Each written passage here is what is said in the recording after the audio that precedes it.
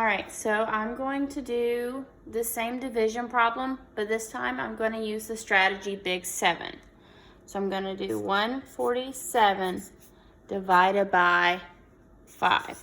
All right, the first thing I'm going to do is list about the first 10 multiples of my divisor.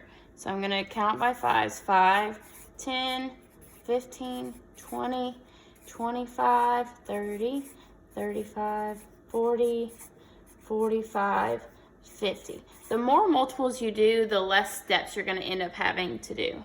All right, so here's my multiples. Now I'm going to make a big 7. I'm going to put my dividend inside the big 7. That's my total.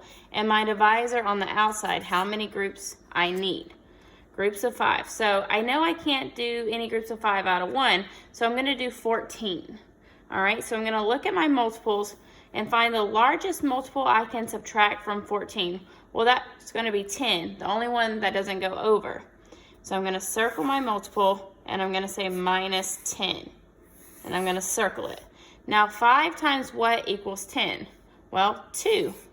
Well, I need a placeholder right here, so I'm going to add a 0. And so if I add a 0 here, I'm going to add a 0 here. Because what's that saying is, 10 divided by 5 is 2, but 100 divided by 5 is actually 20. So it saves me a step. So now I can subtract. 7, 4, that cancels out. So 47. So now I'm going to look at my multiples, find the largest multiple I can subtract from 47 without going over. Well, my largest one is 45. So I'm going to subtract 45 and circle it. So 5 times what is 45? Well, that is 9. All right, so now I can subtract, and I have 2 left over. Well, there's no multiples of 5 that I can subtract from 2 without going negative.